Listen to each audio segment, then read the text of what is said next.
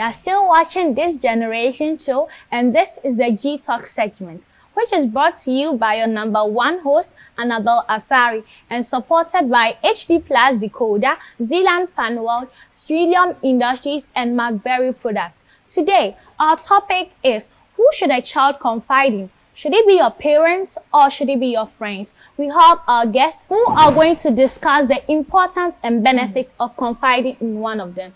So, guests, welcome to the G Talk Show. Thank you. And may we know, who should a child confide in? Is it your parents or is it your peers? Most of the children find difficulty in choosing between. Okay, I believe that a child should confide in the parents, because the parents will lead the child through the right path. But if the child confides in the friends, maybe there could be peer pressure, which could lead to bad effects. I agree with her, as peer pressure has its negative and positive impact. Even though not all parents lead their children through the right path, most of the parents lead their children through the right path. Peers can influence children to do the wrong things and things which they are not supposed to do. Like, for instance, a high school child might be pressured to kiss someone even though she's not supposed to, just because her friends are pressuring her to do so. Okay, I get the point of confiding in your parents, but what if you are facing a single busy parent? Okay, so the best thing would be that you could ask the parent to reserve some time for you so you can have a one-on-one talk with him or her. That would be the best thing. Ryan, please, do you agree with that?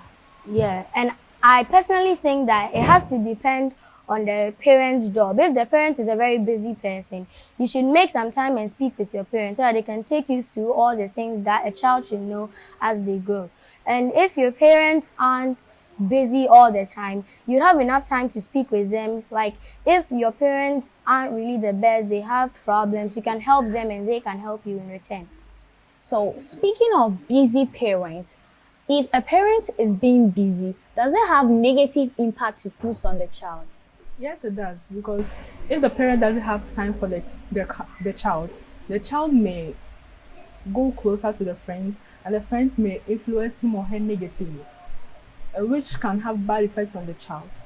Yes. Okay, so you are saying busy parents have negative impact on their children. Yes. What if they reserve nannies or caretakers for the children?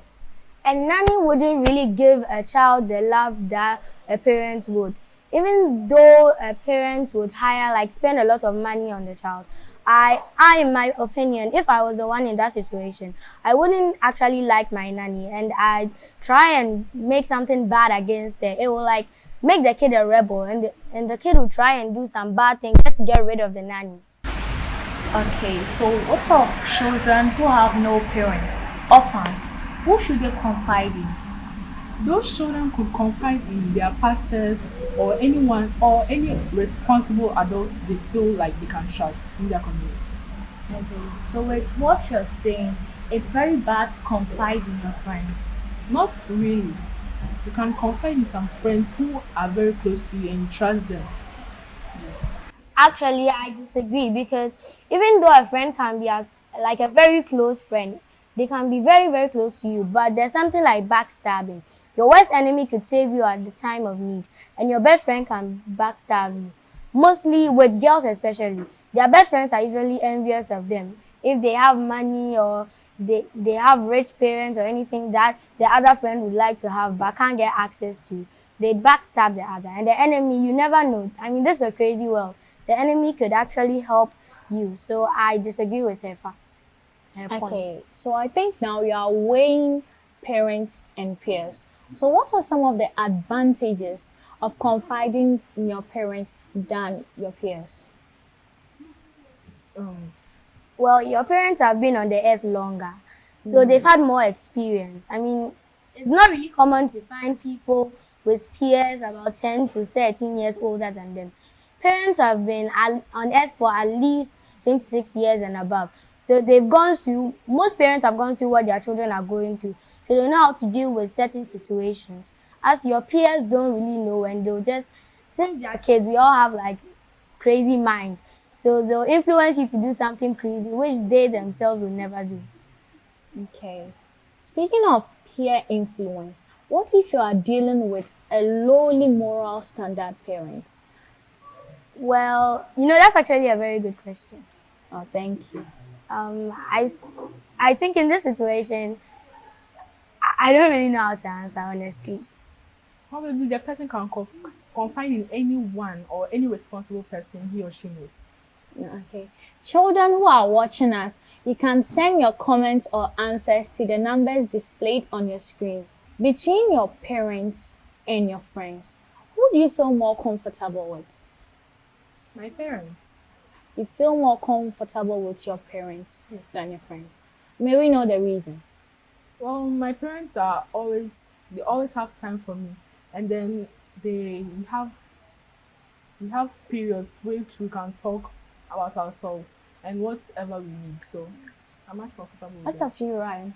For me, this is a 50-50 because sometimes when you're with your parents, like especially in front of your peers, they mostly tend to embarrass you, especially the mothers. They tend to embarrass you in front of your friends. I feel cooler with my friends because they're my age and they understand what a child would do and why they will do it. But adults, it's 50-50. I mean, I love my parents more than my friends, you can't lie.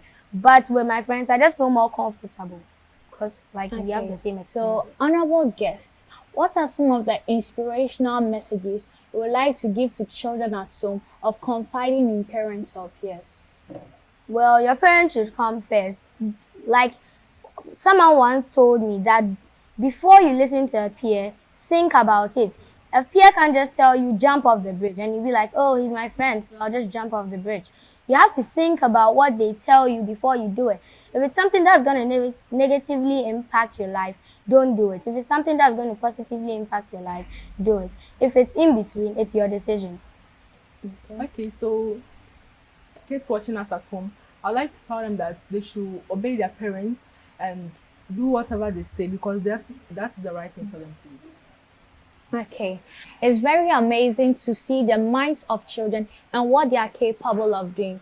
Well, this gradually brings us to the end of today's edition, and I'm glad to have my guest here.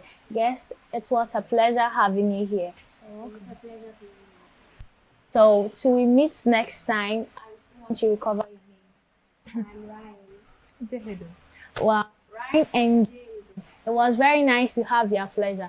I hope you've learned something extraordinary today, and I have also. Till we meet again, I was your host, Anabel Asare, and this generation was supported by HD Plus, the Philly Philly Experience, Trillium Industries, Rich Medical Center, and Niche Educational Support. Till I come your way again. Bye-bye.